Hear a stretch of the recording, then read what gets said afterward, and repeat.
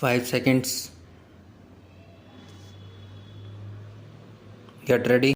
Sir, I rise to support the bill brought forward by the Honorable Deputy Minister in the Ministry of Finance. Banking is a service of vital importance to industry, commerce, and agriculture. It is concerned with the creation of credit money and its distribution between various users such as industry and agriculture or between institutions and individuals. In fact, the smooth working of a modern economy depends on the proper regulation of credit with which the banks are concerned. The question, therefore, of recruitment of the personnel of banking institutions assumes great importance. The Banking Commission has recommended the establishment of such a commission in its report in 1972. In fact, government have been rather late in bringing forward this very important and necessary piece of legislation. Before nationalization, some of the big commercial banks had made some arrangements of their own for retirement of their staff. The Institute of Bank Management and the Reserve Bank of India, through the Bankers Training College, run some short-term and long-term courses for recruitment and training of bank staff. But these arrangements are not adequate even to meet the requirements for recruitment of higher cadres. The largest proportion of bank staff consists of clerks and cashiers. The recruitment policies followed by most of the Indian banks before nationalization were not based on either scientific lines. In several cases, even minimum qualifications were not insisted upon. The Banking Commission has reported that in many cases, people who had not even passed matriculation examination were recruited as clerks. There was no proper evaluation of the aptitude or capacity, and very often caste and relationship determined the choice of candidates.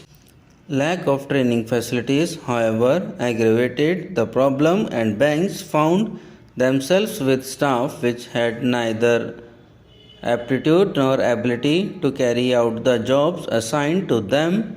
The bill, therefore, is welcome. It seeks to provide for proper methods of selection for recruitment. It provides for the establishment of a body corporate to be called the Banking Service Commission. It shall be the duty of the Commission to hold competitive examinations to recruit people for clerical and allied cadres, junior officers cadre, and such other officers cadre as the central government may be notification specify. It shall consist of a chairman and persons who, in the view of the government, are men of integrity, ability, and have experience of finance and business administration. The bill rightly attaches great importance to selection of people for the clerical cadre because the clerical staff constitute the largest proportion of the total manpower, and it is they who give the banking service to the people. Rapid expansion of banking ensures further that many of them will soon get promotion to the officers' cadre. It has been estimated that every clerk can hope to reach the officers' cadre in 10 or 12 years' time. Every clerk is therefore a potential officer. But to be effective, recruitment should attempt to attract appropriate skills and aptitude, and search for suitable talent should not be restricted to the first point of entry in the bank at the clerical level. It should so be extended to attract sufficient number of persons who possess executive skill. With the functional enlargement of the banks, they require the service of experts such as agricultural scientists and those who are experts in engineering. Recruitment of such personnel should also be considered by the Banking Commission. A provision in the bill enables the government to increase the proportion of such junior staff from 25% to 33%. In my view, it is a welcome provision. There is a provision that a certain percentage shall be reserved for scheduled castes and scheduled tribes.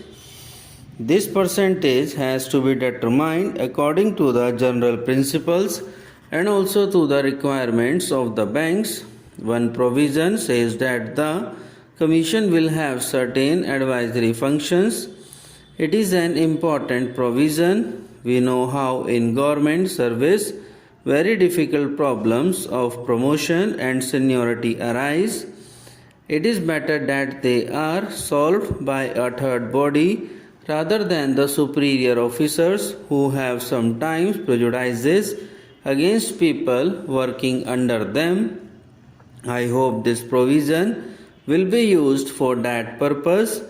I will not take any more time of the House by dilating on the details of the bill. I hope the honorable members will accept the basic idea behind the bill. The establishment of a commission on the lines envisaged will impart objectivity and impartiality in the recruitment procedures of the banks by prescribing uniform qualifications and eligibility standards applicable in all public sector banks and thereby help to tap the right type of persons for the banking industry. Finally, there is a last clause which says that the government may extend the provisions of this bill to other banks. If the Banking Service Commission could cover the recruitment of other commercial banks also, so much the better. We will have uniform standards for recruitment of personnel in all the banks. With these words, I support the bill. Subscribe now and press the bell icon. Never miss an update.